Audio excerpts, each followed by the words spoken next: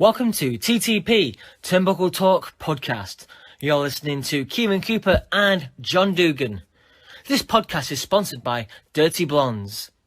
Dirty Blondes is a bar located in the heart of Blackpool, famous for their banging tunes, cocktails and 18-inch pizzas. The only place to get a pizza as big as your table across the Fylde Coast. If you're ever in Blackpool, check them out. They're on Facebook and on Instagram. That's Dirty Blondes Blackpool. Let's talk wrestling. Hello, welcome to TTP, Turnbuckle Talk Podcast. I'm joined by half man, half Iron Brew. It is the Scottish stud, John Dugan. And our special guest today is none other than WAW Zach. How you doing, guys? How you doing? Hello. Pleasure to meet you. Pleasure to meet you both. Happy to be here. I've never been called that, just Zach. That might be a new ring name, guys, to go with my 15 others. Well, that's the thing, you have so many names. I thought if we go with Zach, just keep it nice and simple. You've done the right choice there. I've had so many names, as you say. We could be here for the next hour just rattling off the names and what the gimmicks were. Yeah. What's been your favourite one? To be honest, I've got two. Obviously, Zach Knight is the hooligan, tag on my brother Roy. And Zach Zodiac is a name that I built on my own merit. You know, I didn't have the Knight family name. So Zach Zodiac was an independent wrestler that I managed to, get all the way to the top, really. So both of them are really close to my heart. But to be honest, they're both exactly the same person, so you just get on with it, put the tights on and let's get to the ring. Yeah, definitely. So go on, Kevin. Sorry. Yeah. So there's a few things I want to kind of talk to you about, but do you want to just give us a quick, introduction into your kind of wrestling career and how you've got from the beginning to where you are now? Okay. So hello everyone. My name is Zach Knight, also known as Zach Zodiac. I've officially entered my 20th year as a professional wrestler. I started at the tender age of 10. Which is where I made my debut match for a company called Rumble Promotions as Dink the Clown. A fella didn't turn up that particular night for an 8-man tag. And the promoter asked my dad, do you reckon your kid would go in? And before my dad could even move, I was already saying, look, I've got my gear, get me in. From then, obviously, I had quite a successful singles career, working with the likes of TNA, Ring of Honor, and obviously becoming co-owner of the World Association of Wrestling. In 2010, I became a tag team specialist with my brother, following on from our dad and uncle, the Superflies, Ricky and Jimmy Ocean. And currently 20 years, and I feel every single year on my body at the moment, guys. It's a tough old business, isn't it, wrestling? Wrestling is a tough business. People don't give it enough credit. Yes, it's predetermined. Let's get that out of the way. But the word that I hate is fake. I've broke pretty much every bone in my body. I've had 2 near-ending injuries. One only 2 years ago when I broke the bone in the bottom of my back. And they told me I'd never wrestle again. But listen, when someone tells me I can't do something, I go and do it. There's no such word as can't in my vocabulary. And yeah, I'm still wrestling today. And the thing is, with your family, obviously, anyone that's into wrestling knows your family and what they stand for. But the wrestling kind of industry kind of vanished for a lot of years in the UK, and it's thanks to kind of your family and you who kind of put the work in day out, day in and day out, that it's finally making a comeback. This wrestling has sort of become kind of cool again. Yeah, I mean, look, wrestling, it's cool right now. But you rewind 10, 15 years ago, and this industry was seriously hanging on by a thread. We're going out wrestling in front of anything from 3 people to 40 people, and 40 people would be a good crowd, believe it or not. There wasn't many people left. Brian Dixon, WAW, and I think Scott Conway just before he moved to Thailand. And even All Star packed in for a little while because the business was so bad. But with us, obviously nowadays we're used to wrestling on shows with no fans. You know, our show Hard Times was one of the best shows that WWE's ever produced, and there wasn't a single person in sight, you know. But during them times, it was difficult. And if you didn't have the love for the business, you know, then I truly believe that you shouldn't be in it. You know, it even speaks now. It's all right when you're wrestling in front of, you know, from 200 to 5,000 people. You know, you've got the adrenaline. You're there. You know, of course you love it because you've got all them fans watching you. To really become a wrestler and to find your identity in this business is when you can dig deep and wrestle in front of no one, you know, and still produce the same matches you are in front of thousands of people. Yeah, absolutely. I mean, we're from Blackpool, which obviously is a wrestling town, and it has been for years. But then we've noticed, like I said, you know, about 10 years where there was nothing going on. And now slowly but surely these wrestling shows coming back to the Blackpool Tower and to the Pleasure Beach. So, you know, it's good to see. Yeah, I mean, Blackpool's always been a great place for professional wrestling. I've wrestled there a few times myself for a company called PCW. And I absolutely love Blackpool. You know, the crowd is still into it. And as you say, it's kind of become a trademark stamp again now with NXT UK going there and doing their first show. And, you know, keep going back there. It's obviously a place that, you know, they get good crowds and the crowds are lively because as a promoter, they're what you're looking for, really. You're looking for lively venues to, you know, give you the adrenaline rush. And obviously you want to get paying customers through the door. So, you know, Blackpool's always been a very good place for professional wrestling. Yeah. Could you ever take WAW to Blackpool, or is it quite territorial like it used to be? Or is it quite open? See, it's funny you mentioned that. Obviously, wrestling was always based on territories. You know, let's go back to Memphis wrestling, and then you had like Texas with the Texas Tornado and the Von Erichs. You know, and that's something that's installed into the Knight family. You know, we'll run the East Anglia area because my dad paid for that 28 years ago. You know, so we class that as our territory. Now, we have got companies that run around here, but most of them, you know, they've taken the correct precautions and come to us and said, look, we want to open up. We're in Ipswich, or, you know, we're in Kings Lynn, whatever. And we'll give them our blessings, you know, and anyone that sort of they don't last too long because other companies had to go that route. So we are very territorial and we believe, you know, that is still a good thing to protect an area. And with the likes of PCW doing Blackpool and doing very, very good job, I don't want to come and tread on their toes. You know, I'm more than happy to do a combined show together where we're both running it. But generally speaking, WW don't try and tread on toes. However, we are looking to tour again very soon. Obviously, once the pandemic's gone, you know, we didn't realize just how many fans we had around the UK, around Europe, and around the world. So, you know, WW are looking to travel a little bit more around the UK to areas that may not have seen wrestling for a while, and actually to spread across to Europe as well. Nice. That's good. Now, right, so you mentioned, you know, your WAW, and you got fans from all over the world. You can actually subscribe to WAW, can't you? Yeah, we've got an on-demand platform. It took us a while to get it. We've been planning this for about 5 years, you know, but it takes a lot of hard work to get a platform that's going to work. You know, we tried all different platforms and none of them were just working for us. We're currently now on Vimeo, which is a good platform for us. We can get a lot of content on there. It seems to be working well. We launched that, I believe, at the beginning of the year. To be honest with you, every day is rolling into one for me. I don't know what it is for you guys at the moment, but you know, 2020 sort of just flew by.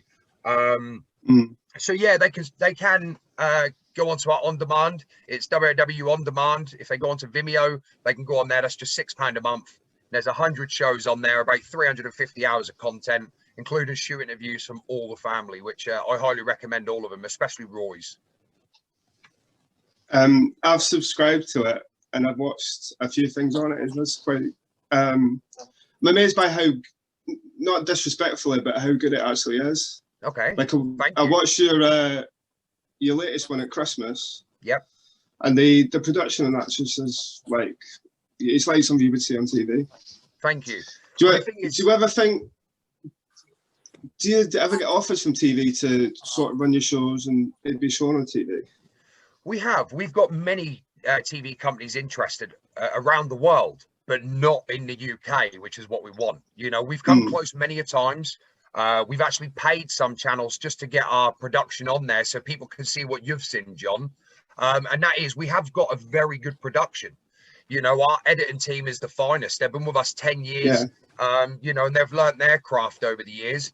And with us, you know, coming extremely close to ITV in about 2016, I think it was, when Wilder Sport went on. I may be wrong, could be 2017, but we were so close, you know, and because of politics, we were left behind. But had WAW been the ones to put the Wilder Sport back on telly with our production, without the game show, you know, very TV feel to it, I believe we'd still be on there now. But it's what ifs and buts at the moment. One day a TV company is going to recognize what, you know, the fans across the world recognize, that WW is a great company, we're a family company, and our production values are very hard to beat. I was amazed that your first show was on there, so from '94. Correct. So have you recorded every show and obviously kept it on video or DVD? Yeah, so basically at the minute we are transferring tapes, VHSs over to digital, and we're having to bring the resolution up because obviously everything evolves, and that including the footage that we've got. But we've actually got 28 years of footage. You know, so by the time we're finished by the end of this year, we're hoping to have, you know, about 500 shows on there, backdated to 94 all the way to, you know, our last show in 2020. And you'll see in 2001 when we had people like Jake the Snake Roberts, or 1999 when we had Earthquake, you know, you're going to see these shows. But at the minute, we're just trying to transfer them into a higher spec, because we don't want to put them on there and say, look, you know, this is from 99, you're just going to have to put up and shut up. If it's not good enough, it's not going on there. Yeah. For £6 as well, like, for anyone who's a wrestling fan, I think that is like an amazing deal. Definitely, you should definitely subscribe. Well, the thing is, guys, obviously this is breaking news here. Not many people know this, but as soon as we can get back to work, we done that a Christmas to Remember as kind of a pilot of what we're trying to achieve here. We've obviously now moved into our new performance centre, which went viral worldwide. They couldn't believe that, you know, little Norwich City had a performance centre of that magnitude. And the reason for that is we want to try and do a lot more shows at home. You know, we want to try and stay here and build our own brand. You know, a little bit like NWA do, or Impact do, or even to the point now, WWE. They've got the Thunderdome and everything's under one roof. Yeah. And that's what WAW is trying to achieve. So the fourth weekend of every month is going to be known as our pay-per-view weekend. So, you know, you'll now get 12 pay-per-views when we do get a full calendar year, 12 pay-per-views a year being uploaded onto our on-demand service as well. So, you know, for that £6, you're getting a pay-per-view every month for that as well. No, that's amazing. That's really good. So yeah, we're excited. We're excited. Once that's sort good. of the pandemic slows down or pisses off, I'm sorry about my language, WAW really are going to, you know, break through that glass ceiling. You know, what we've got planned in the pipelines is incredible. And I truly believe that, you know, we will become #1 in Europe. People put us there, but until you're kind of there, you don't take nothing for granted. But I do believe that if the vaccines work and we can get back to work sort of halfway through the year, June time, I believe the end of this year, people are really going to know about WAW, and more people like you, John, can say, I've subscribed, and then production values are second to none. And, you know, we want WAW on TV. That's the goal for us over the next sort of 24 to 36 months. I think you're definitely well within your abilities to do that, because, like I said, I was pleasantly surprised is probably the term I should use. That's good, because that's what we like. Yeah, we love surprising people. You know, people have got their perceptions of us, and they listen to Chinese whispers, and it's not until they get to meet us face to face, or actually, you know, I'll tell you what, I will step back. I will watch this as a wrestling fan, not a dictator or someone that's going to criticize it. We've all got our problems. You know, we could pull apart any show that we watch. But if you watch it as a fan, someone that's looking at the productions, looking at, you know, how good our workers are and the style we have, I believe WAW is a style of its own. It's very much like the Von Erichs. You know, we've got our own style, our own brand, and you either love us or hate us. People call the Knight family Marmite because you love us or hate us.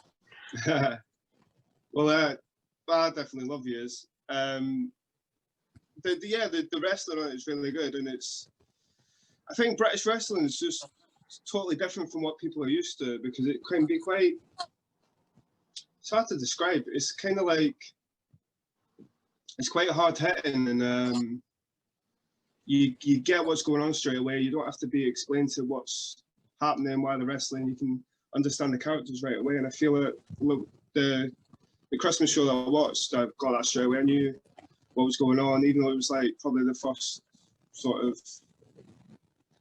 first impression of what I'd seen from what you've done. I think it's really good. Yeah, no, thank you, and I appreciate that. You know, we love any feedback, and we welcome it all. You know, even the bad. You know, we don't sit there and think we know it all. If I get any bad criticism, I look at that and go, you know what? Maybe they're right. Maybe we can tweak this. Maybe we can do that. You know, but I believe that British wrestling is a style of its own, and I believe that over the years we've had to evolve more to the American style, but we can't lose our tradition. You know, British wrestling is known for its tradition of rounds and that sport and entertainment, that gentleman sport. You know, being able to wind the crowd up. And that's what WWE is. You know, we don't ever play to the cameras. We don't ever play to the viewers at home. We always play to our live audience. You know, that they've paid that money. We want them to be enjoying it. We want it to be a very basic understanding story, because every time we put on a show, you're guaranteed that 20% of what's coming in is a new audience. You know, and you want to try and capture their imaginations and make them fall in love with your product. So, you know, if we do that on a regular basis and we can get 10% out of the 20, 50% in total, the numbers keep rising. And that's what we're trying to do. Once COVID's out of the way, we can have 400 people inside that building. You know, and in June, we've just announced that we're going to do a Fightmare again, not in Norwich City Football Stadium, unfortunately, but in our own PC, spread over the weekend, 4 individual shows, and nearly 2,000 people can walk through there. Nice. And the thing is, well, your fans are so loyal to you. Watching the BBC series, the documentary Step Into the Ring, the fans on there, like I think you said it yourself, you know, people jump in the ring to try and save the good guys. You know what I mean? They're invested so much in your promotion. Yeah, the thing is, guys, right? We don't, you know, try and pull the wool over our fans' eyes. They know that this is a story, you know, and we educate them to say, look, treat this like EastEnders, treat this like a soap opera, treat it like a movie. You've got your good guys, you've got your bad guys, you've got the story in between, and you've either got your happy ending or you've got an ending that you're not too happy about. But either way, enjoy it for the production. You know, if you go to the theatre or the cinema or whatever, you watch it and you either love it or hate it. You know, it just depends if it's your genre. If I go to the cinema and I've picked a movie that I want to watch, I'm not going to sit there and go, hang on, he didn't even touch him there. You know, and he definitely weren't driving that car that just exploded. You know, I don't look at it like that. I go, wow, did you see the explosion? Did you see this? Did you see that? That's how we educate our fans, you know, and I think the reason they buy into it is because we are one big family. The wrestlers, the staff, you know, the raffle ladies, the fans, every person that enters that building is one of us, because without that one person, there wouldn't be no show. You need fans to have a show. You need referees for a good match. You need an MC to put you over. You need commentators to put you over. You need the guy selling the tickets at the front door so that the fans can come in. I need my health and safety officer to get this show running. So all of us are a team. We're a team. And that's something we install immediately. As soon as people join WAW, we're a family. And if you try and pull in the wrong direction, or you believe you're above the company, you're gone. And it's that key word, family. Like, from what that BBC documentary, the series, you are like a father figure. And I have so much respect for what you are doing to these young kids. Like, for anyone who likes wrestling or doesn't like wrestling, this program is amazing. It's so inspiring. You have these kids. There's this Marcus who said he got told he could never be a wrestler. Yeah. And I believe now he's a champion. He's the World Light Heavyweight Champion. He won it at the Christmas show that John saw. Yeah, and it's just the way you kind of teach him not only wrestling, but just life skills, and you're there for him. There's a small scene, very small, where you're sat on the steps, eating pizza, handing out flyers. I know the old British kind of getting out there, and you're just talking and you're having a bit of banter, and it's just, you can tell it's just one family. And I just love it. I've just loved the series. There needs to be more episodes of another. I love it. I think it's just such a good story and portrayal of you and wrestling and just, you know, humankind. Thank you. I really appreciate that. And that's what we're going for, you know. A lot like the movie, we didn't want people to feel that this was wrestling orientated. You know, we didn't want them to go, I ain't watching Access Wrestling, you know, because not everyone's a wrestling fan.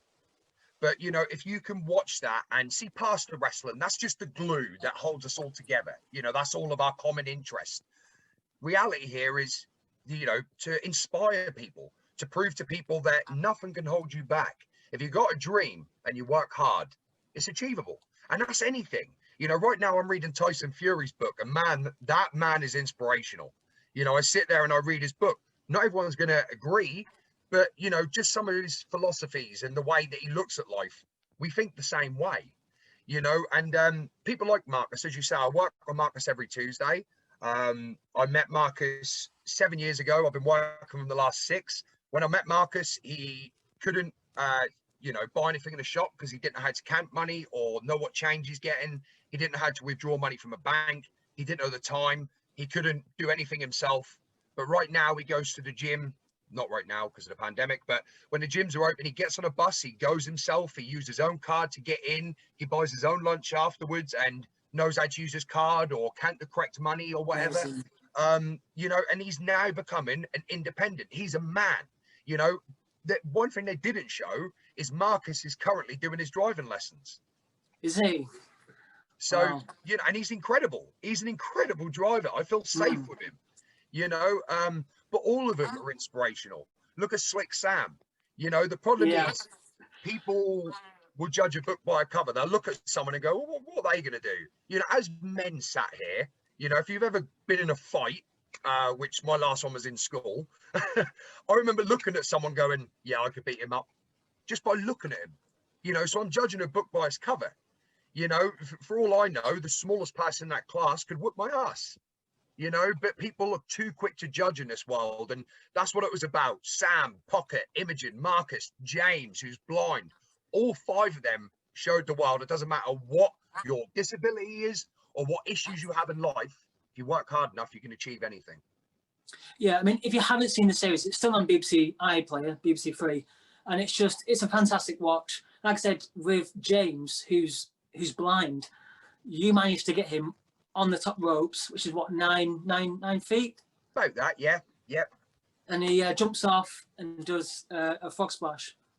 Yeah, I mean, look, let's go from the start with James. You know, when I got a phone call, and well, my dad took the original phone call, and then the doctor phoned back and said, look, I've got this blind lad who wants to wrestle. Have you ever trained anyone like that? No, I haven't trained anyone like that. So are you saying you can't? No, I don't believe in that word. So invite him down. Let's have a look. Let's see what we can do. And when he walked in with the cane and the glasses and everything, I'm going, shit, this is legit. This guy's blind and he wants to wrestle. Like, how am I going to do this? First things first, let's get him in the ring, you know. And there's methods in wrestling and as a trainer that you develop, you know, social skills, different ways of training people. Every person needs to be trained differently. Some need an arm around them. Some needs a sergeant major drilling.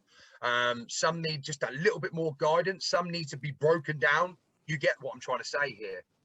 With James, everything was steps and noise. So I knew that 3 steps in a British ring, 14 foot, he'd be across the other side. So it's teaching him 1, 2, 3, turn, 1, 2, 3, turn when he was hitting the ropes or hitting the corner pads. Got it. Okay. Now let's try some wrestling.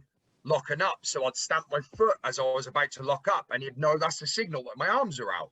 So then we'd trade off and, you know, you don't need me to stamp or anything for the ins and outs because you feed off the crowd. The crowd tell you when to reverse the move. You know, you can just, you feel the energy in the ring. But silly stuff like double ducks, sending him into a rope. So send him into a rope. He going 1, 2, 3, turn, duck, duck. And then it'll be a slide the foot for the baseball slide, you know, and then it'll be a double stomp to show him where I'm in the ring for the dive across. It was just finding a way for James. And that lad even plays guitar. And the way he done that was by putting blue tack at the back of the neck of the guitar so he knew which chord was where. this guy is the master of renovating ways that he can do things.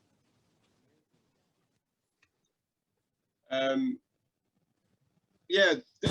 Talking about stepping to the ring, you as a character just amazed me because you're such a good guy in your local community. Do you not feel that the kind of help you do in your local community could be brought into schools and community centres across the country and teach kids wrestling to keep them on the straight and narrow?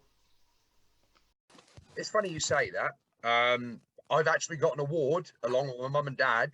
We went to Lincolnshire Sinsel Sports College, and basically this was a school college that was all under lock and key.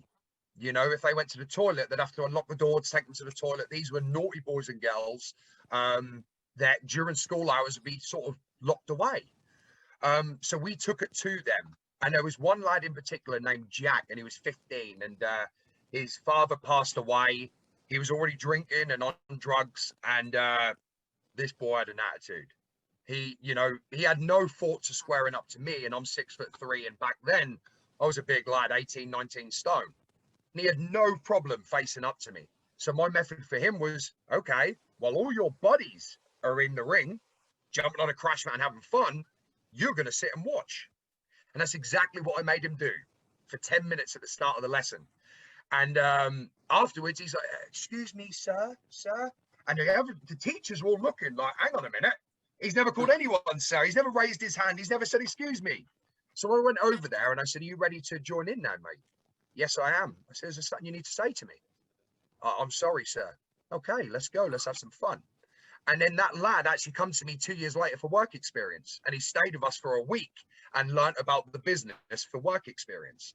So do I agree? Yes, I believe that we could definitely help schools. A lot of schools since the BBC have got in contact with me and asked me if I would do assemblies and basically be like a motivational speaker, someone that can, sort of give these guys a lift, not just for wrestling, but just life itself.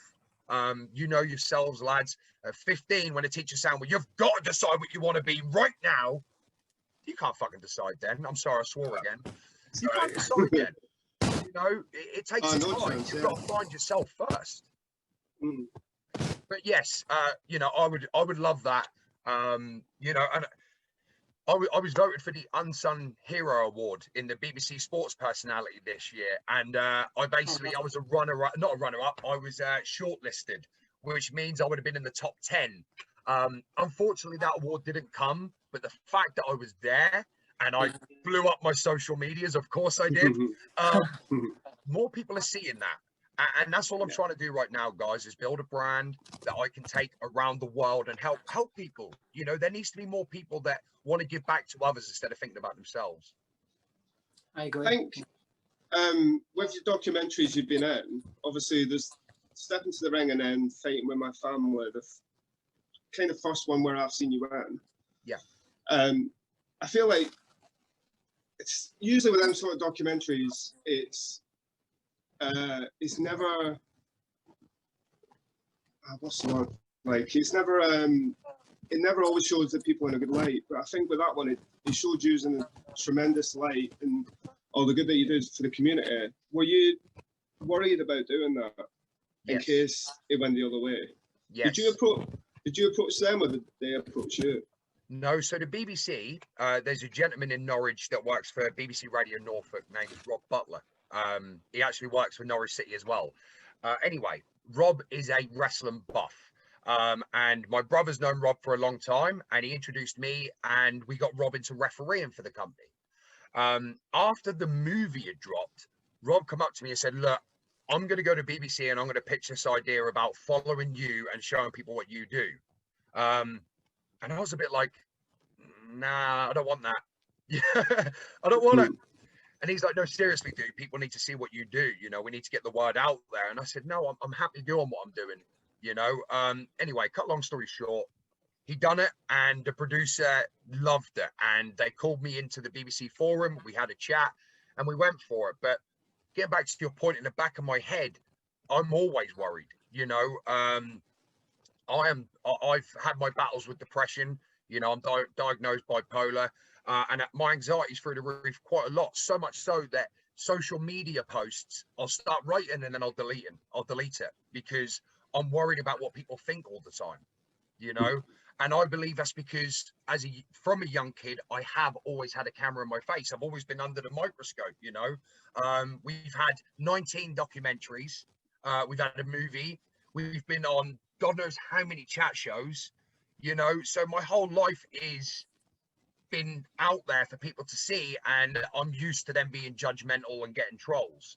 So the BBC, I was very worried. I was very worried that people were going to look and go, are they only doing this to try and portray this guy in a nice light, you know? But the best part was Haneen, who was the guy that was doing all the recording and edited it all together. When he come in, he just said, trust me, bro, trust me. Just let me do my film and act as natural as you possibly can, which is second nature to me in front of a camera now.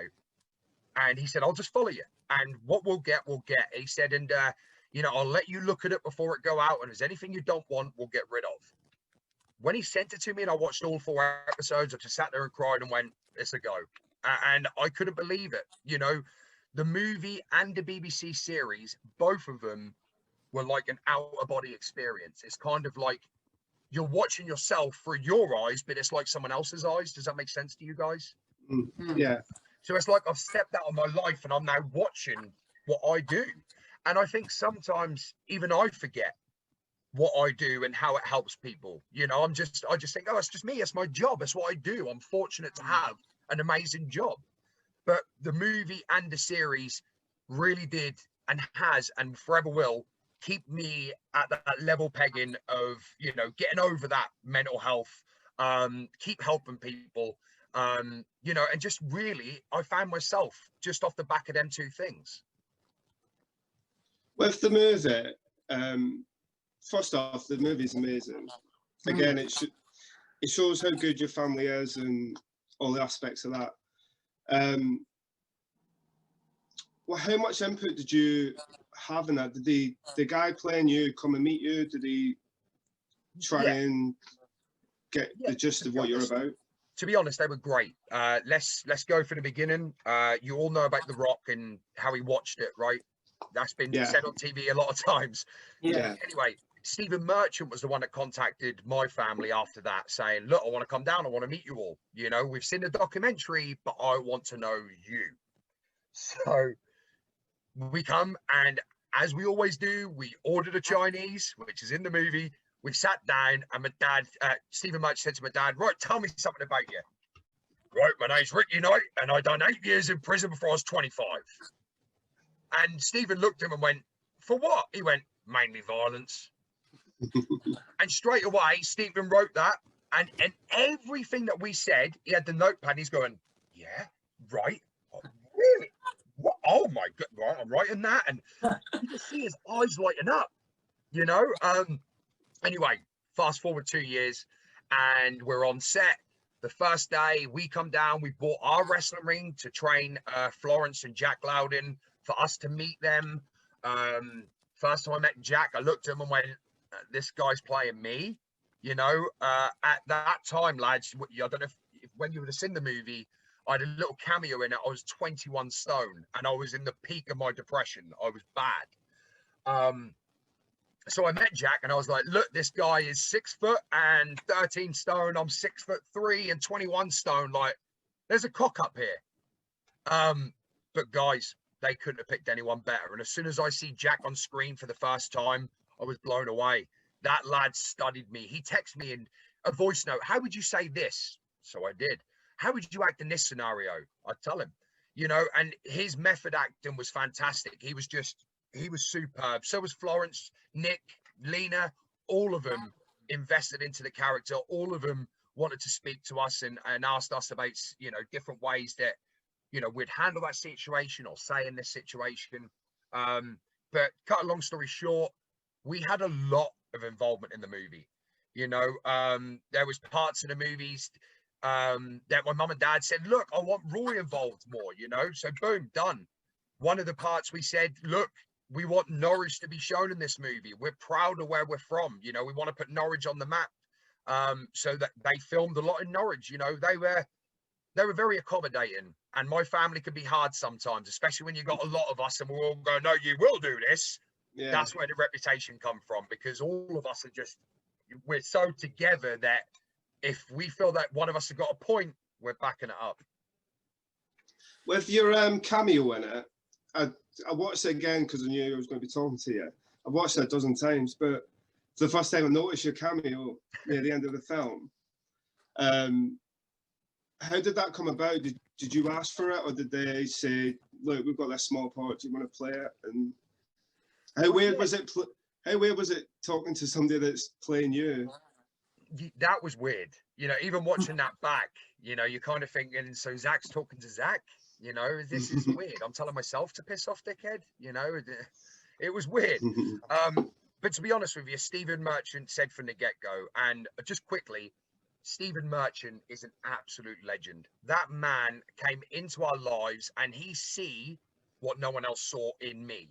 And, you know, in 2017, when I watched that movie, I walked straight out, I cuddled Stephen, and I said, thank you. And he said, you don't believe the gift you got, Zach. I'm just trying to show the world what you have. And he really, honestly, lads, brought me out of it. You know, I lost 6 stone in a year. I was dedicated to getting back on that top spot. So when I met Stephen, I said to him, oh, I've always wanted to be an actor. Well, have you done any movies? Or in his voice, you done any movies? And I'm like, I've done a couple. I've had some extra work, you know. Here, I'll tell you what we'll do. We'll get you in this movie then, shall we, pal? Yeah, we'll get you in this movie. Yeah, we'll do that. So, first of all, I was actually going to be the guy that was fighting in the pub. Right. So I was going to be one of the 3 guys with the lines basically saying, like, you know, who you call it? Who do you just shove, or whatever it was in the thing. Anyway, when it comes to it, he was like, nah, I don't want you to do that. I want you to be the drug dealer. Okay. So I got there, and to be honest, I was treated like royalty. I had my own trailer. You know, they paid me extra for doing the cameo. You know, they were just so helpful and loving, all the team, from the camera guys to the, you know, assistants to the directors, just everyone just could not have made me feel more welcome on set. And Stephen's like, oh, we can't just have him standing there. You know, we need to add something. And he go, Zach, what would you say? I don't know. Piss off, dickhead. Perfect. That is perfect. That is. We'll say that. Say piss off, dickhead. All right, I'll say piss off, dickhead. You know, so I did, and you know, the rest is history. Well, like John said, the film is amazing, and whenever a wrestling film comes out, I'm a bit worried because wrestling is so delicate, but the film is amazing, and I know for facts, wrestling fans love it, and so do people who, you know, don't know too much about wrestling.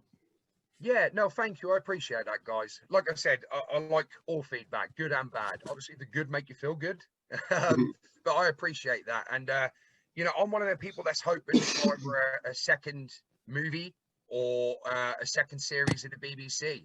I believe that, you know, strike while the iron's hot, right? People are enjoying it. Yeah.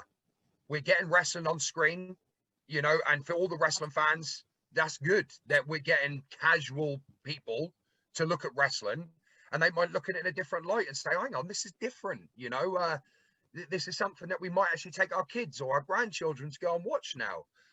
And I guess that is the whole game for the Knight family, is get as much exposure as you can so we can put more light on professional wrestling, which we all love and all will continue to love until the day we die. I think you could definitely get another series, like the journey it portrays, you know, the documentary and the BBC series documentary. It's just a great little journey, and I think there's definitely more to explore. Yeah, I agree. Sorry, how did it come about who was picked in the Step Into the Ring? Did you sort of put names forward, or did they just film you and go, this would be good to feature them, and them? Yeah, so as I said, Rob Butler was the guy that pitched it, so he become one of the producers. And Rob, you know, me and him are really tight. And he said, look, I've got a couple of people that I want to put in this that I can see, you know, how far they've come, like Marcus and James and Sam. So in the end, I just said to him, look, pick the guys. Here's a couple of names that I'm throwing in that I think will be a good addition, which Callum was one of them, the big, tall guy. Callum's one of them. I really wanted to get his story out there.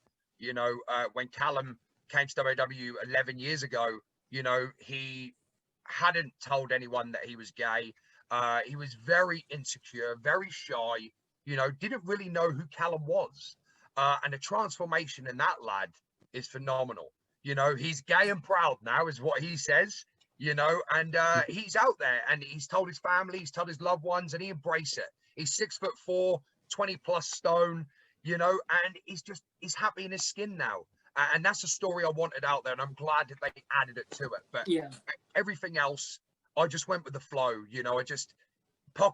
I had trainer sessions with her anyway because she had lost herself. It was a bit like the Shawn Michaels storyline, like she'd lost her smile, she'd lost her identity.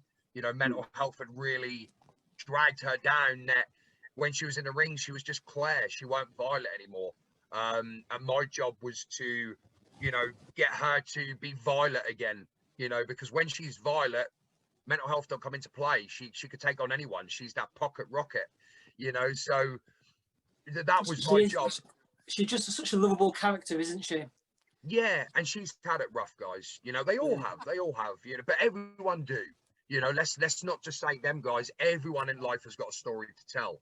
But the true inspiration is, how do you come back from that story? Are you let it hold you down and dwell on it? Or are you going to move to the next chapter and make the next one better? And I think all those guys were inspirational because all of them decided, you know what?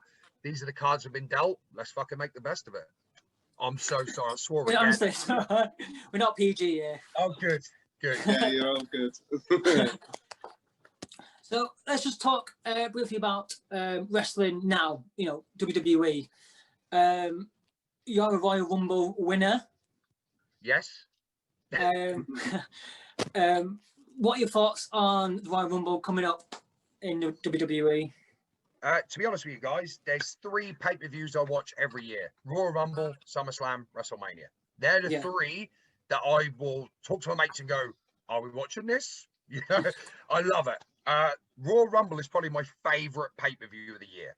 And the reason for that is I love the element of surprise. Love it. Leave off the other 4 matches. Just give me 2 Royal Rumbles and stack the fuck out of them. And then I'm a happy man. My thoughts on the upcoming card. I'm not going to lie to you guys. I've only now just bought Sky Sports again, or BT Sports. I've had it off for the last year because I weren't really watching TV. I was spending time with my family in a pandemic, so I just turned everything off to get through it. But I've just put it back on. So I know that Drew McIntyre's against Goldberg as of Monday just gone. Yeah. What else have we got? How do you feel about Goldberg? That's a difficult one, but I'm a straight talker. Let's just get to the facts, shall we? Yeah. Goldberg done something in this business that no one else has done. I loved the streak of Goldberg. I loved that he come in and Goldberg was Goldberg. He was Bill outside the ring and Bill inside the ring. He was just a tank. Anyone that's watched his thing on the network, I've enjoyed that.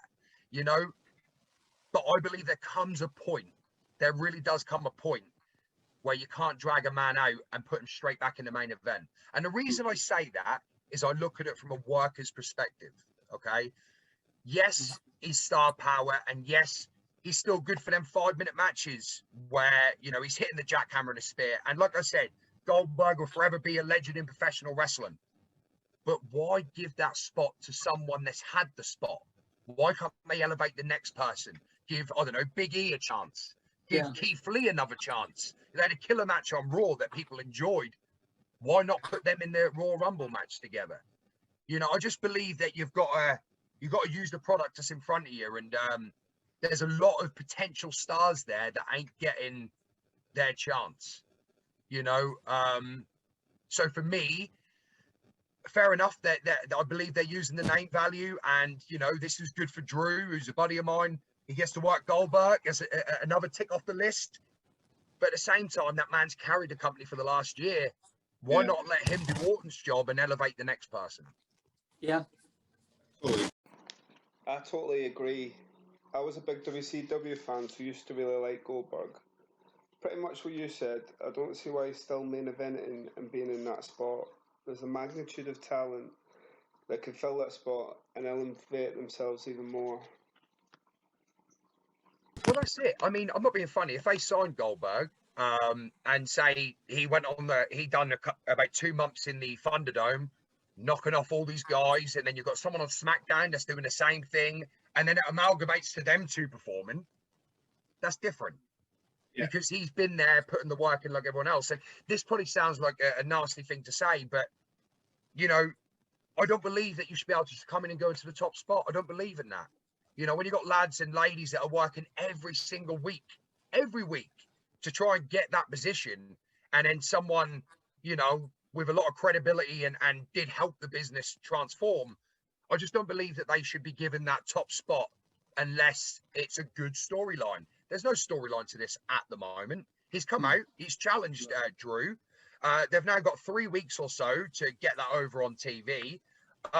Yeah, and then they're going to be wrestling at the Royal Rumble. Like I said, why not do Goldberg and say Big E and let Big E get over on Goldberg? And it's like, whoa, hang on a minute. He's just beat the guy, you know, and let Drew work someone that he can elevate and make them a main event player as well. I just believe in helping others, guys. You know, if you've got the star power, if you've got the ability to put people over, if you've got those abilities, you're already way ahead of everyone in the industry. So why not use your attributes to help other people get to your level? If you're confident in your ability, rise them up.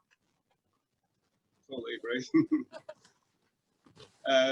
Is there any pay-per-view, you know, in history that stands out as your favourite?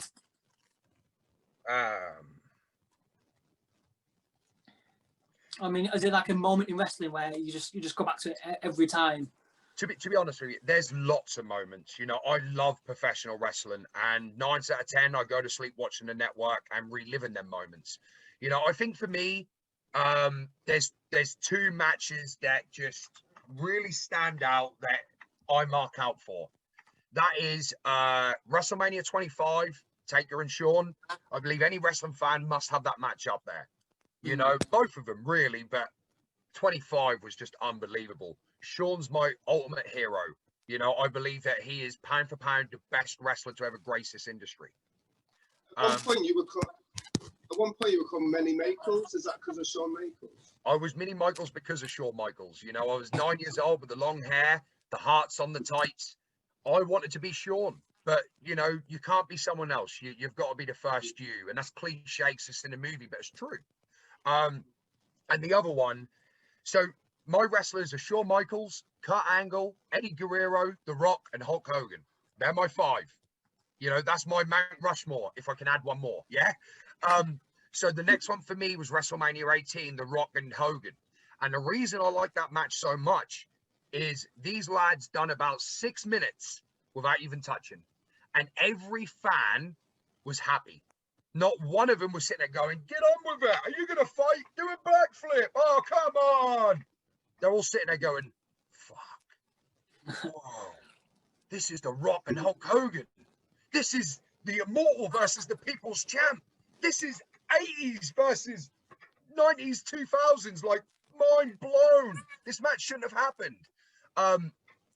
And when them two are just doing a stare down, they're not even locking up. They're just stood there. One looks to the right, the other looks that way, and then they do it. And the crowd are just up. And they tried to bill Hogan as a villain. And as soon as he done the lock up and the push off and give it the big, oh yeah, the crowd popped. And I was just like, this is wrestling. And to this day, as in, you know, I'm 30 in May. To this day, my inner child marks out every time I think about that match. I still get goosebumps watching that. Yeah, it was huge, wasn't it, that match? The build up and everything. I mean, you hear Stone Cold being annoyed that he wasn't in that match. But I don't think he would have had the same effect. Rock was that like electrifying character. But I mean, a totally different match with Stone Cold. I don't know if it would have been the same effect at all. No, and I agree with that. I don't think it would have been the same. The problem is, right, I believe the peak for Stone Cold was him and Vince McMahon, because every person wanted to watch an employee kick the boss's ass.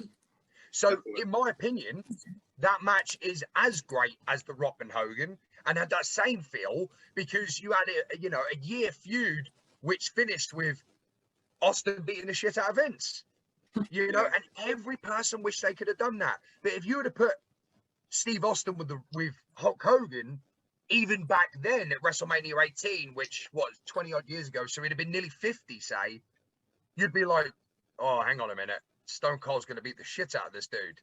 You know, he's going to kill my hero. Like, I don't want that. You know, so sometimes you got to think smart as well. You know, you've got to think what's best for business. And I know that's a trademark they use, but it's really true, especially when you run a company. You got to think what works. And I believe that was a match made in heaven. I was going to ask that. Like, obviously, as fans, you watch wrestling sometimes and you think, why are they doing that? I hate this. From your perspective, being in that sort of booking spot sometimes, do you think, oh, they're doing the right thing? That's the way to do it? Or do you disagree sometimes as well? So me and my dad sometimes have different ideas of what we want. But our method is, you know, if you want to do it, go for it. But we're not one of them people that if it flop, we go, I told you so. It's kind of like, look, this is why I didn't think it would work. You know, but you've got to do what you think is right at the time. It's not always the best decision, but if that's all you've got to go with it. You know, sometimes you really are shuffling the deck and just hoping that that fucking ace will land on top. You know, when you're running shows weekly, it's difficult to keep on top for the whole year, you know. But they spike during that year. You know, there'll be maybe 6 times out of that year that people will go, and the numbers on social media will be unbelievable because they've done something right, and that's what attracts the fans. You know, so for me, it's difficult. It's very difficult because you've got to do what you've got to do. But I've messed up many a times. You know, I thought that this idea would work and it hasn't. And there's times where I've just made up something there and then, and it's been so successful that you're thinking, why can't I feel like it all the time? But one thing I will say, and my dad educated me on this, is you can write storylines for the next year, but you know what's going to work when you walk in that building. We had a big story written for Carrow Road, Fightmare 3. But when we stood inside that ground and felt the atmosphere, we were just like, ooh, no, that's not going to work. This is going to work. Or when the show started and the first match has gone out there and, you know, they're putting a mixture of different styles in to see what the crowd's biting for. So you'll always notice in the first match, they'll lock up, they'll start slow. Are the fans enjoying it? No, let's speed this up. Okay, they like a little bit of that, so let's try a high-risk move. Oh, they like that. Okay, let's try a bit of comedy. Oh, they're popping like mad for that. Easy night, guys. Let's have some comedy. That's what that first match is. It's educating them on the rules, what they're doing, and finding out what they want. What do they want? And this is going back to my point.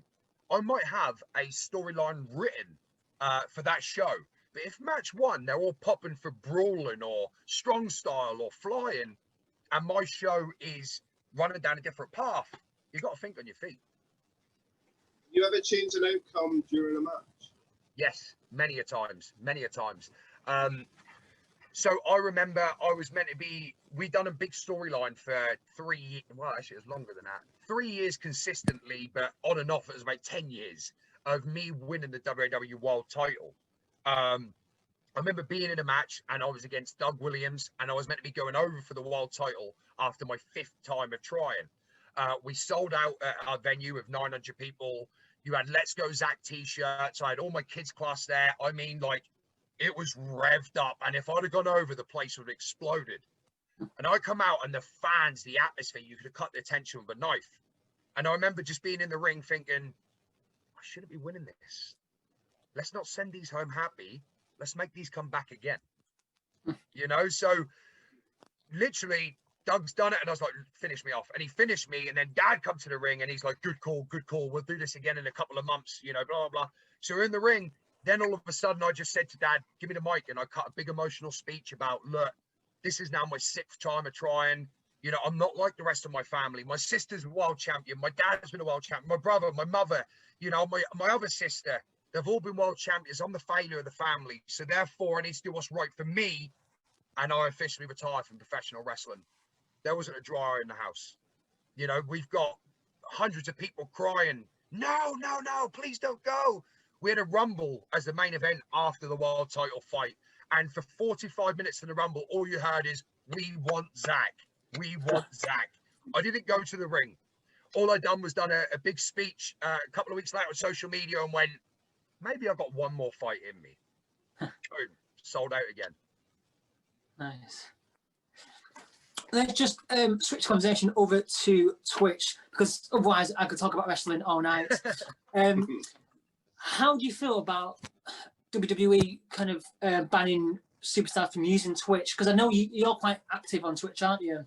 I am very active on Twitch. Yeah, I stream 3 times a week. And during a pandemic where I didn't get any furlough, I wasn't working, I needed to provide for my family. My wife is pregnant. I already have 2 children with a lot of overheads like everyone else. I thought, damn, what am I going to do? And my sister was the one that went, get on Twitch. You've got fans all across the world that would subscribe to your channel just to talk to you, hang out with you, play games with you, watch matches with you, hear your opinions on pay-per-views. And she's right. It works. You know, that is providing for my family during this pandemic. And I'm very grateful to everyone that now follow me. And for anyone that wants to, as Zach Zodiac, that's as simple as that. But let's get to your point. It's difficult because I can see both sides of the coins, guys. As a promoter that's invested a ton of money into this person, that's helped create this person, that's made them a global star, that's given them the platform to become that star, and in their contracts, they kind of own the name and the rights to your images, you understand where they're coming from. Yeah? I don't believe it's totally about money. I believe it's probably the fact that they're overselling themselves on platforms. You know, if they're on Twitch and they're on YouTube and they're on this and they're on that, why are they going to tune into Raw on a Monday or SmackDown on a Friday? Yeah? Yeah. But at the same time, my sister, I'm going to use her as an example. She's not Paige, she's Saraya. Paige had to retire. Paige is no more, right? So for Paige, my sister, who isn't active, who can't perform in front of a crowd, she still need her fix. Wrestling is like a drug. You know, it's addictive. And you're always looking for that next pop, that next bit of, you know, attention. My sister don't get that, guys. You know, she's not being utilized to the best of her abilities. She's great as a promo artist. She could be a valet. She could be anything. And I believe that Twitch was a platform where my sister Saraya got to be Paige. You know, it's not always about the money. Sometimes it's about that mental health and about, you know, being Paige. So I can understand both sides. My thoughts on it, I'm going to maybe keep them to myself because I don't want to, you know, get too controversial on here. Yeah. You know, just speaking from a promoter and then speaking as a brother, I can see both sides, and both of them have got really good points and bad points to why they should or shouldn't do it. Do you think it's more that Vince doesn't understand what Twitch is and what you do on it? I mean, but let's be honest, he's probably got 20 technical advisors that's in his ear telling him, you need to do this, you need to do that, you need to get on Twitch, you need to make an on-demand service, you need to go onto YouTube, you need a TikTok, you need Instagram. He's got someone in his ear all the time telling him what to do, what's working, and what is the phase at that time. But you've also got to remember, you know, about a year ago, you may be able to correct me, they moved from Sky Sports to BT Sports. And I'm guessing that's pretty exclusive just to BT Sports. So they ain't gonna be able to show their brand on any other platforms other than the network, which is already in place, and BT Sports. So for me, I just believe, and this is just in my head as someone that's been in the business a long time, I believe it's all about image. It's all about, look, if they can go onto Twitch and see you for £6 a month, or, you know, just to follow you, why are they going to pay to watch on a pay-per-view? Why are they going to pay to come watch you live? Why are they going to pay to see you on Raw, SmackDown? Because we have to pay for that. It's Sky Sports, right? So as a business perspective, you have to look at it and go, okay, I understand where you're coming from. I'm your product. You made me, and therefore you have to utilize me. But again, flip that coin over. When you're not active, I don't see the harm in having a Twitch platform. Yeah, and let's go back to your Twitch. So, what kind of stuff do you do on Twitch? You know, for people who may not know or may not have it. Guys, I do all sorts. So let's just talk about the last couple of months. Through the month of December, I done I'm a Wannabe, which was a tribute to I'm a Celebrity. I ate all sorts, live cockroaches, fish eyes, pig's kidneys, fermented fish, egg. Oh God, it was vile. And I've done that every Sunday. On the 27th of December to the 29th, I've done a 48-hour challenge where me and 4 of my friends were inside just a living room area, 14 by 10 foot. We had to stay in there with just a pillow and a blanket for 48 hours, water and crackers, doing a challenge every 4 hours. It was brutal. I'm not gonna lie to you. That 48 hours felt like 2 weeks. We come out of there broken. Me and my friend Scotty come out crying, and that's legit. I was just like, I'm so emotional. What is going on with me? I haven't slept. I haven't eaten. I stink. I've not cleaned my teeth. Like, I miss my kids. I miss my wife. And literally, the lads are just like, whoa. So yeah, we do a lot of spontaneous stuff like that, but also my schedule is a Wednesday, a Friday, and a Sunday, 8:30 p.m. GMT. On a Wednesday, I like to show some of my matches and some shows from WAW using the on-demand service. A lot of people then go on to subscribe once they've seen a little bit of it. On a Friday, I try and do like a Friday guest, which I've had Mr. Anderson, Mick Foley, my sister, and in the pipeline, Stephen Merchant said to me that, some point early stage of this year, he's going to come on. And then Sundays really like my Sunday fun days. So I'll Zoom my fans, we'll talk to them. We talk a lot about mental health as well.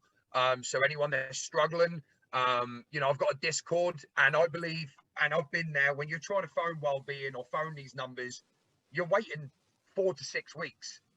And after, good friends of mine like Lionheart and people like that didn't really get the help that they needed, I just want to be someone that can be there on a click of a finger. So if my Discord go off and someone say I'm not feeling good, the whole chat is there. We call it the Zodiacs. That's what our family name is. They've all got it. They're the rampages for page. But anyway, all my Zodiac family are very good. We've got a mental health section there that if you're not feeling good and you go on there, you've then got over 150 people that are in that Discord that will come in there and send a funny picture or try and lighten the mood, or even phone you up and say, listen, it's all good. I know how you feel. You're not alone. So my Sundays are really about spreading positivity and fun. So these days. So, just getting back to WAW, how has the pandemic affected business and how you run things? Well, so 2020 was looking to be our best and biggest year yet.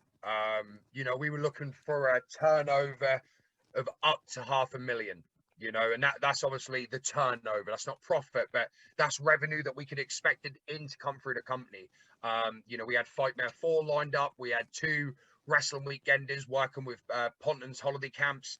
We had other big shows in the pipeline. We had over 250 holiday camps that got cancelled. We struggled big time. But again, me and my dad sat down and we basically just said, look, how do we get through this? There's always a way around something. You just got to sit and think about it. So I've got a kids class, and one of the kids' fathers is a health and safety officer, and we've found out that he's #1 in East Anglia, and he actually helps the council set, health and safety for businesses, and he helps big businesses, corporate businesses around this region to get up and running. So I spoke to him and I was like, okay, can you help me? Sure. So I got him, I got a business manager, I got an accountant. I say me, it was me and my dad. I just had the contacts to bring him in, and then me and my dad sort of made a game plan and moved forward. So we got these people in, and we spent about £10,000 on getting all the correct paperwork and policies in place. So we had to be COVID secure. We had to make sure that we had all the fire regulations, posters everywhere, health and safety on site, complying with the health and safety rules, having a registered nurse there to protect all the athletes, checking their temperature and, vital organs and sensors to make sure that they're all okay. And, there was no hidden agenda. It cost us a lot, and then we had to move from our old premises to our new premises because we couldn't hire out any venues because they're all shut. So we had to move from our old venue to this venue where we could cater and run shows in our own PC, which cost thousands of pounds as well. So we didn't make a single penny, but what we did do is, 70 people every week were allowed to come into our gym and forget about what was happening in the world. And again, that is what we're about, helping others. And although we didn't make money then, everything's now in place for when we come out of this pandemic to be the biggest and best company in Great Britain. The policies don't lie, new insurances, we've really had to go through everything. Kosh, you name it, we've had to sit, analyze, go through courses, pay for the paperwork, and make sure we've got the correct paper trail in order to keep people safe during this pandemic. Yeah, there's no doubt it's going to be a great year for you and WAW this year. I think you definitely can build on what you have, and you definitely will become, the top promotion in the UK. Thank you. I appreciate that. Thank you. With your kids' classes that you say that you do, what's the youngest that you teach? And also, what's the oldest that you've taught? Are you ever too old to wrestle? Yeah, we'll get to that point in just a second. So my kids' class, we start from 6 and that goes to 16. The reason we start at 6 is because at 6 years old, I'd started in the business as a manager, someone that would go to the ring with a good guy, interfere with a couple of spots, and then the villain would body slam me and leg drop me at the end of the match, right? So I was doing that from 6. So I believe attention span, 6 years old, I can capture their imagination and teach them and educate them. We don't teach them to bump around. Everything is rolling backwards, rolls forward, etc. Extra padding on the ropes and the pads and stuff. We teach them the very basics. Once they get to like 13, 14, a lot of them will do like parkour or, gymnastics or whatever, to which then we can then take what they've learned in other aspects of life and incorporate it into wrestling. So I've had a 14-year-old doing 450s before, just because he knew how to look after himself. So, yes, so the kids class, we do that every Monday. And then the second weekend of the month, we do Saturday and Sunday. And they have their own show on the Sunday afternoon to finish the weekend. The most I've ever had for a kids show is 502 people. And that was at Kid Mania. The second point, you're never too old for wrestling. One of my greatest achievements is I trained a man called Steve Marriott. He come into my gym at 62 years old, and he said to me, I want to be a wrestler. And my dad said, come on, Zach, you trained a blind guy. Surely this could be a walk in the park. It wasn't, but after a year of training, I got him his debut match. He then wrestled 17 times. That was 2 years later before he decided, hang on a minute, the body can't take it. And he moved to refereeing. Talking about training, when you were trained, when were you sort of given the insight of how it actually works? Because I've seen a few wrestlers say that they didn't actually know until the first match what actually going on. Have you sort of given? So obviously I travelled around with my dad and my mum. So as a youngster, I didn't have a clue. I remember my dad being power drived on the concrete floor by Danny Boy Collins, and an ambulance that he had hired come running through the door, put him on a stretcher, put a neck brace on. I'd never seen my dad like that. My dad is a very tough, strong, old school man. And he never had to touch us as kids, just a raise of the eyebrow or a shout of that husky voice. We were running up the stairs. So to me, my dad was a real life superhero. No one could beat my dad. That was an argument in school that I'd always win. My dad is bigger than yours and he will kick your dad's ass. Let's not even try this, right? So when I see him being power drived, I'm freaking out. I'm trying to beat the shit out of Danny Boy Collins. I'm crying my eyes out. I'm being pulled away. And my mum then grabbed me and went, hey, it's okay. Dad's fine. What do you mean dad's fine? Dad's fine. Dad's got that ambulance. Dad knew it was going to happen and dad will be home for supper. And sure as I knew, when mum took me home, my dad walked in, an hour later after making sure the ring was down and paid all the lads, walked in and went, oh, that was a great success. Me and Daddy, a couple of months once the old net deals and, we'll sell a house, sweetheart. And that's when I really got insight into, hang on a minute, you were laying on the floor unconscious of a neck brace, 2 hours ago. Now you're rubbing your hands, telling mum that you're happy that this happened. So my dream was crushed relatively early, but I'm thankful for it because there's been times where I've seen my mum and dad being beaten up for real at wrestling shows. And I'm like, it's just part of the act. I'm not freaking out about it. Had I not been, educated quickly, shit, that would have been hard watching your mum and dad get beaten up every night of the week, guys. Yeah. I think it gives you a different appreciation as well, from my point of view. Because I remember I didn't know till I'd read, I think it was Mick Foley's autobiography.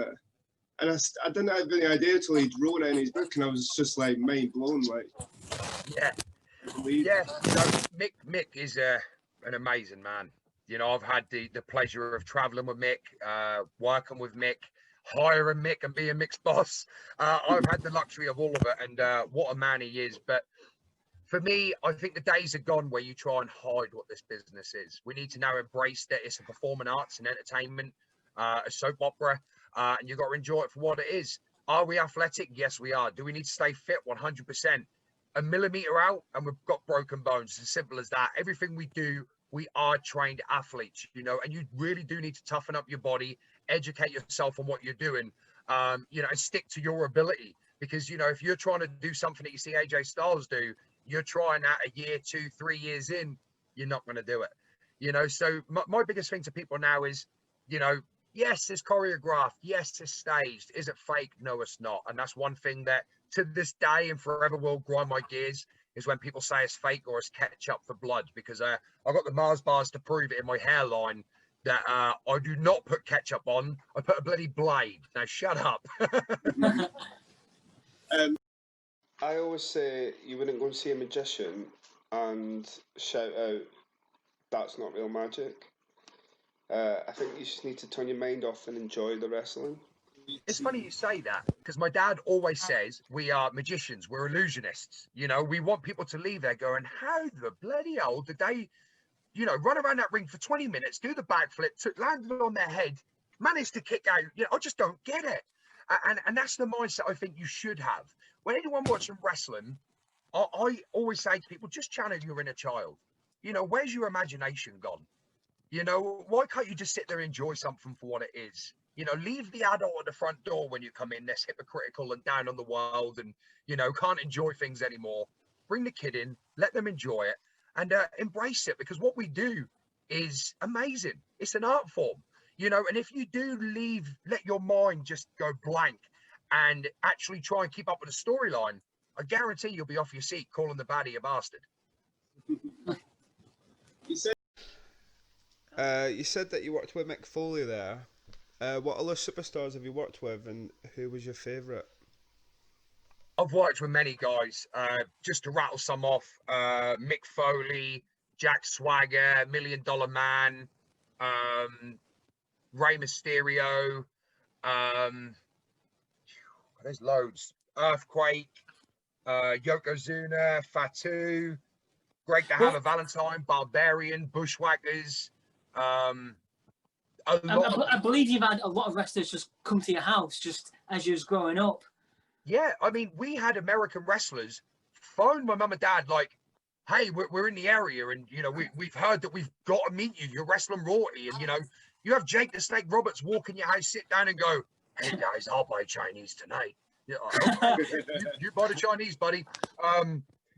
To be honest, one of my favourite, and he really was one of my favourite, was Scott Hall. And the reason I say about Scott Hall, all of them were fantastic and very respectful to a young man who was paying their wage and telling them what to do. None of them gave me crap about it. They all were 100% professional, but Scott sees something in me. He knew that there was something there, and, he'd bring in X-Pac, and he wanted to bring in Kevin Nash. He's even talked about Hogan at one stage. This man could see the product, and he embraced the family, he loved the family. And he had the same vision as us. He just loved professional wrestling and want us to help climb the ladder. And for me personally, he would take the time after a match to come up and go, hey y'all, hey Zach, listen, man, you got a good punch. but you's one, not 10, man. Whoa, what are you, man? Come on. You know, and his favorite one is, hey, this isn't show friends, it's show biz. That was it. That's what he used to get out of Scott Hall. This isn't show friends, it's show biz. But as I said, personally, he'd watch my matches, he'd give me feedback. You know, professionally, he'd see what I was doing and saying, hey, maybe if you go this way, you might do it quicker. Let's cut a corner here. I know what I'm talking about. I've been to the top. And Scott was he was a big part of the success of WAW when we were rising and nearly got my ITV contract. Yeah. I mean, Zach, you have so many stories, and I do believe that you are the future of British wrestling. I'm going to wrap this up because we could talk to you for hours, but we're going to wrap it up. But, you know, there's some exciting things coming your way this year. I 100% believe that. Hey, you might even get a Netflix series. They're handing them out to everyone. So, you know. You never know, guys. Listen, what will be, will be. Right now, I'm just going to keep doing what I'm doing. You know, there's plenty more to talk about. So give me a couple of months. Maybe I could pop back on here. We can have another catch up, see how we get on. But, you know, from me to you guys, thanks for having me on. I wish you all the success. And thank you to everyone that listens to this podcast. And keep doing what you're doing, guys. Yeah, thank you. It's been a pleasure. You're very welcome. Cheers, guys. Thank you. Thank you.